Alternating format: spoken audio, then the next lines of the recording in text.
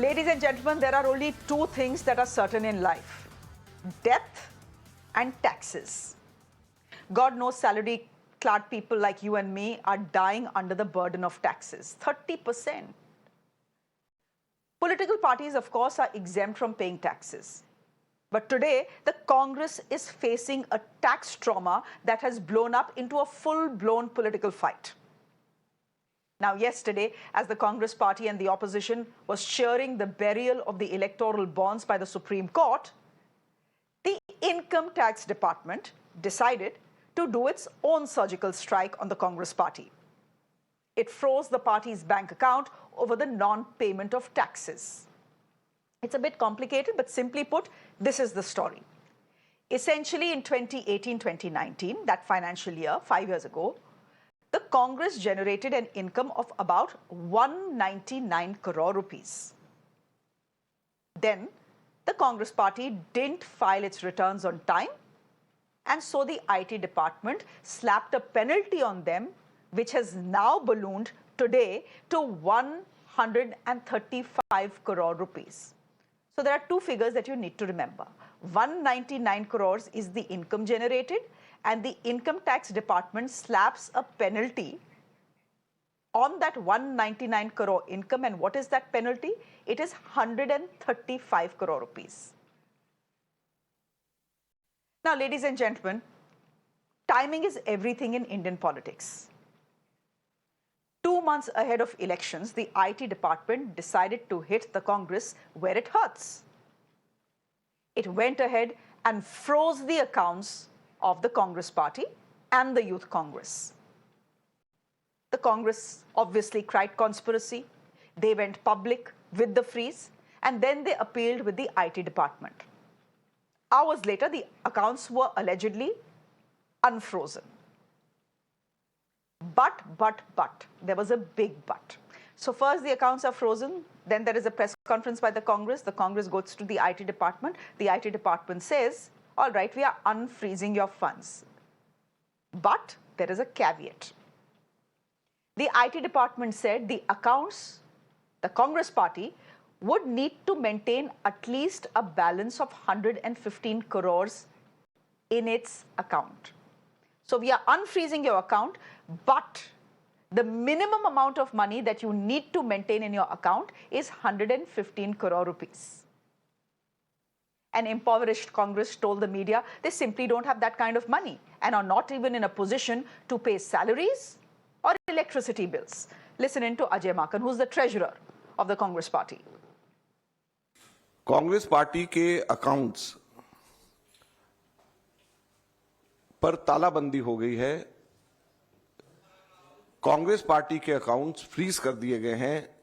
हमारे देश में लोकतंत्र पर तालाबंदी हो गई है और ये कांग्रेस पार्टी के अकाउंट्स फ्रीज नहीं हुए हैं, हमारे देश में डेमोक्रेसी फ्रीज हुई है। और ना केवल कांग्रेस पार्टी के, कल शाम को यूथ कांग्रेस के भी अकाउंट्स फ्रीज कर दिए गए और यूथ कांग्रेस और कांग्रेस दोनों के अकाउंट्स जो फ्रीज करे गए हैं, 210 करोड़ की रिकवरी इनकम टैक्स डिपार्टमेंट ने यूथ कांग्रेस और कांग्रेस से मांगी। Well, I think it's very clear that it is a revenge action against the decision of the Honorable Supreme Court in the Electoral Bond case yesterday. It is a vendetta that the government has taken the action through Income Tax Department. I have heard that all the Congress party and Youth Congress bank accounts have been frozen. But this is an attempt to harass the Congress party in its preparation for the forthcoming Lok Sabha election. Whatever trouble they can create for the Congress party, the government is trying to create because they are not sure whether they are winning the 2024 Lok Sabha election. So the Congress party is saying this is the BJP's revenge after the Supreme Court scrapped electoral bonds yesterday. They say the BJP wants to starve the Congress of funds in an election year. But question is the Congress party as impoverished as it says it is? Let's look at the numbers, and they'll come on your screens as well. This is according to the Election Commission. The Election Commission website says the Congress earned 450 crore rupees in the last financial year. How much did the BJP earn? 2,631 crores. So 450 crores on one side and 631 crore rupees on the other side. When it comes to electoral bonds, as expected, the BJP has got 5 times more donations than 4 other national parties, including the Congress party put together. The Bharatiya Janata Party says, we have nothing to do with the Congress's tax wars. The Prime Minister today went ahead and called the Congress corrupt. Listen in. The BJP strongly condemns and refutes the palpably false lie being made out by the Congress party that their bank account were supposedly freezed at the instance of the BJP. The BJP has nothing to do with it at all. It was a routine income tax process. अब उनके exemptions को disallow किया गया और return was late file हुआ था इसलिए वो नहीं हुआ, तो उनसे टैक्स डिमांड 105 करोड़ का क्रिएट किया गया. आप समय पर टैक्स फाइल नहीं करेंगे, टैक्स का जो असेसमेंट होगा उसमें अपील में जाएंगे तो अपील की प्रक्रियाओं का पालन नहीं करेंगे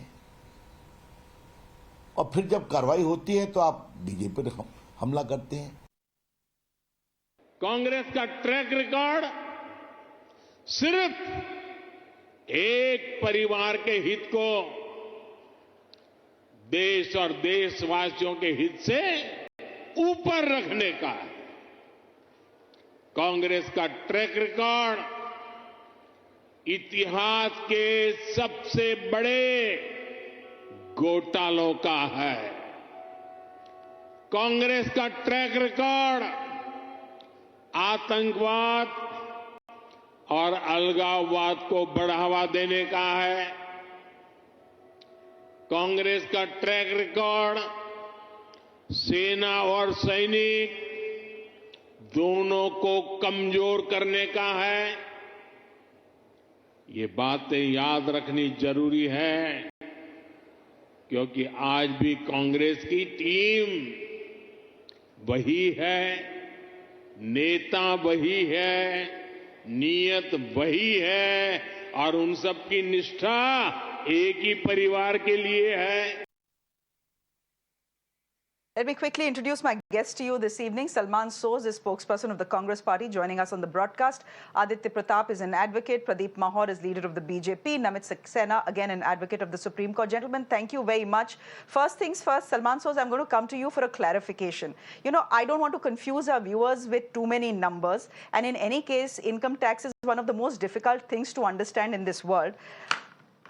I heard a figure of 210 crore rupees from Ajay Maken during the press conference. Are you telling me, is the Congress party telling us that on an income of 199 crore rupees, the income tax now being demanded from them, including penalties, is 210 crore rupees? Essentially, the penalty and what is being demanded is more than the income itself? Shreya, I think the people in India, I mean, you know them yourself. You must have felt some of this yourself. The income tax department has its own kind of way of harassing the public. Now the income tax department, at the behest of the Modi government, because of what happened yesterday in the Supreme Court, is trying to create this massive distraction and then what you call a surgical strike on the opposition. The BJP, the Prime Minister, the Home Minister, they should be ashamed that despite all the advantages of money, media, corporate support, everything, and non-stop coverage of the Prime Minister, fawning coverage of the Prime Minister, they still have to go and basically make sure that the opposition has nothing to fight with.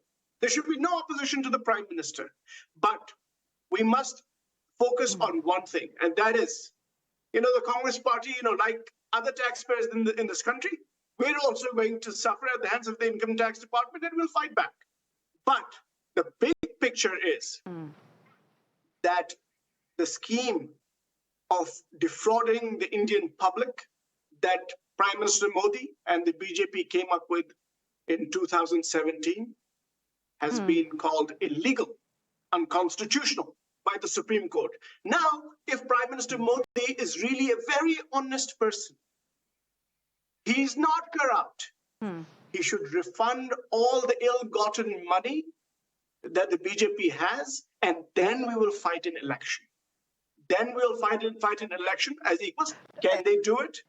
Will they do it? Or will they just keep going after the opposition and use basically public agencies?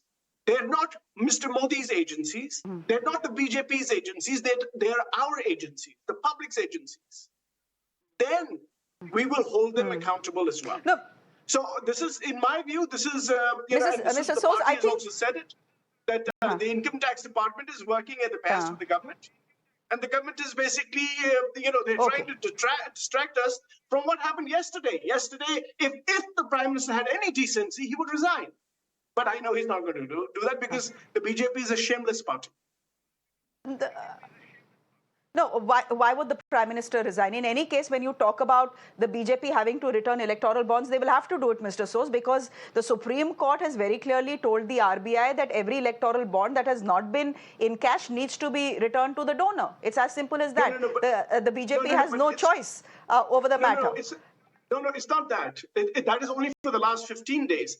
If the BJP is really, if the Prime Minister is really an honest person, he should repay every bit of money that has been taken from electoral bonds. Every single cent, every single penny should be returned. Then we will see. Then I would like to see. Is that that's not how real politics works, Mr. Soos. I think you know that better than anyone else. Pradeep Mahor, come in here. Essentially, the Congress party is saying what the income tax department has done with our accounts, freezing them, then unfreezing them, and saying you have to maintain a minimum account of 135 crore rupees, which essentially amounts to a freeze. This is nothing but revenge. Revenge for what has happened yesterday in the Supreme Court. Yes. That's what I'm telling you. I had a very good opinion about Salman Soos, but the kind of words he has used here, practically, whenever you place a check, I heard Ajay Maken, he was saying that we got this information that our accounts are frozen because some of their checks were dishonored. So what happens is, when you place a check, go to the bank, give it to somebody, that person goes to the bank, places it in the bank, and then by third day you get the information that check is dishonored, honored, or whatever it is, right? So it might have they must have gathered the information, it must have reached to the accountant. So the timeline, as per the timeline, if it was very stringent kind of a timeline, still they would have got the information in 3 days. Now, what they're saying, yesterday the case was declared. There was a case on the electoral bonds. There was a declaration on electoral bonds from Supreme Court. And today the accounts are frozen. And they are saying, they got the information rather that accounts are frozen. And they are saying that it is an act of revenge. What Ramesh says. At least they should understand the basic thing first. If there are some discrepancies, ultimately they should have replied back to the authorities, right, of income tax. Why are they Mr. Mahor, Mr. Mahor, suniye ab zara. Bilkul sunaiye. Okay. Why are you blaming the Bharatiya Janata Party? That is something that the Congress has to answer. I don't have to answer that. I'll get Mr. Soos in just a bit. But Mr. Mahor, as a citizen of India who, एक minute, suniye. As a citizen of India who knows the pain of paying 30% tax on her income, जरा ये दो figure देख लीजिए. 199 crores की आपकी income है. You don't declare your taxes on time, and therefore the penalty that has penalty and the tax you now need to pay on that 199 crore income is 210 crore rupees. पहले तो that itself is overhead transmission for me. I don't understand it. B, you're talking about timeline. I think there's a Congress spokesperson here on the show. He's best placed to answer that. Mr. Salman Soos, essentially the BJP is saying chronology samjhiye. If you look at the chronology, the Congress's accounts were frozen, actually frozen, much before yesterday's verdict. So don't link the two. एक minute रुक जाइए. हाँ, let Mr. Soz reply to that. Shreya, let me just come to the real chronology here. The real chronology is as follows. The BJP comes up with a scheme to defraud the Indian public. They tell their friends in corporations that you pay us and we will do things for you. And what have they done? You can ask me. What have they done? What they've done is that now, Shreya, you keep talking about your 30% taxes. You may be knowing this already, but your viewers might be interested to know that for the first time now, corporation taxes are lower than taxes paid by individuals in this country, income taxes. These taxes are now comparable to GST, and GST is largely collected by, paid by poor, low-income and middle-income families. Please keep that in mind. These are the corporations, and we will now know because the Supreme Court has said that on March 6th, the Election Commission will get this data. On March 13th, I think they have to tell the country who paid, which party did they pay to, and what, and then we can see what has happened to them in return. Basically, the Indian public's money is looted, and that money is then used in elections to win elections so that the loot continues. That is the reality of what has happened since yesterday and what has happened to us today and what is going to happen to anybody who dissents, who fights this menace that the BJP and the RSS have become. Our problems of the income tax department, in my view, they're nothing compared to what the people of this country are facing. And we'll fight for the people of the country. Other things will get resolved on their own. Okay, Namit, come in here. You've seen the political battle play out now for the last at least 10 hours. I find it, I'm not here to defend the BJP or any party for that matter, but I find it a little difficult that the income tax department would not have sent a warning to the Congress party to say, hey, pay up, otherwise we are going to freeze your funds. Do you see what happened yesterday in the Supreme Court linked to what has happened today with the freezing of the Congress accounts? I'll tell you, this has got nothing to do what has happened, what the judgment has been passed by the Supreme Court yesterday. I'll tell you why. One, this assessment is of 2018-2019, correct? Second, you rightly pointed out that political parties are exempt from paying income tax, but they are not exempt. And in fact, the Income Tax Act says that they have to file their returns mandatorily. So this return which they were supposed to file is of 2018-2019. Now, what has happened thereafter? Just give me 30 seconds. I completely demolished their case because they don't have a case at all. Now, please see, this claim was reassessed in July 2021, which the amount stood at rupees 105 crores. Thereafter, Congress party filed an appeal in IT80, that is Income Tax Appellate Tribunal. Now, as per the rules of the Appellate Tribunal, if you file an appeal, you have to deposit 20%, which comes to 21 crores. They did not submit that 21 crores as the fee to enter into IT80 also, and they deposited only 78 lakhs thereafter. Thereafter, what has happened? That their appeal got dismissed. Thereafter, in May 2023, the Indian National Congress filed a second appeal, but they did not ask for a stay. Now, in October 2023, they paid only 1.72 crores, which was demanded by the IT80 to hear their appeal. That also they did not do. So this message which they are trying to give today, that this judgment, because this judgment has come now against a political party, against all political parties rather. So this is why, because the ruling establishment is coming after us, this is completely incorrect. This is like saying that I want to apply for a leave, but I don't have a job on leave. So this argument is completely a facade. This has got nothing to do with this. This timeline starts from 2018-2019. They ought to have paid up. They ought to have followed the rules and sections of the Income Tax Act, which is no exemption for filing a return for a normal SSC like you and me, or for a political party like Indian National Congress, or for that matter, BJP. So I can understand your grievance that 30% tax is actually very high. I totally concur with you, but this is not income tax which they have to pay. This is a penalty for non-filing of return. No, I very strongly believe, Namit, I very strongly believe that political parties should not be exempt from income tax. अरे भाई हम अगर income tax दे रहे हैं तो वो income tax क्यों नहीं देंगे? I agree. उनको भी देना चाहिए.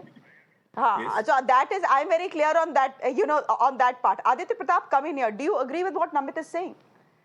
कि chronology समझ लो, the chronology, if you look at the chronology, what happened yesterday is not linked to what has happened today. Mr. Soos, I'll give you the last word, but let Aditya Pratap come in here first. The point is very simple. Congress is a political party. Mr. Namit Saxena may have made an erudite rendition of the facts, but the fact of the matter is I would say the impugned order in question is legally untenable. Congress has its remedy of further appeal and appropriate legal proceedings. First and foremost, it is very clear that this order might suffer from disproportionality. I may not want to comment on a sub judice proceeding, but yes, non-filing of returns certainly cannot. Look at the quantum of penalty. The calculation is completely exponential in nature. And secondly, ultimately, Congress is a political party. Correct. It is getting donations via the crowdfunding way. And most important, the donations come in via crowdfunding where the donors are all single individuals, small tickets, and even the identities are traceable. What about, and the ruling party gets donations through anonymous electoral bonds, which are 6 times that of this party.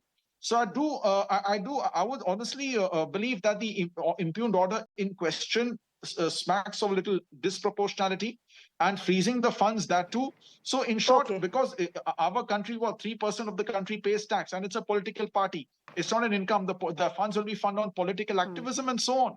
So I do believe that the Congress has a good case in law to seek staying and setting aside of the impugned order. And mere non-filing of tax returns cannot generate an exponential penalty. I would strongly call into question the legality in the manner in which it has been computed.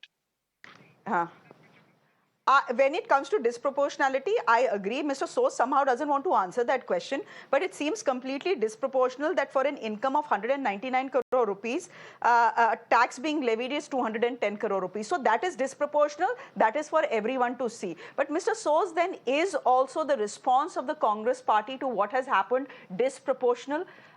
Because, the lawyer here is telling us that, look, you are the guys who first delayed on filing your tax returns. You delay it, then there is no compliance from your side, you break the rules, and when the penalty balloons to 210 crore rupees, and when the income tax department has no option but to freeze your accounts, you say, ye dekho, this is revenge for what has happened in the Supreme Court yesterday.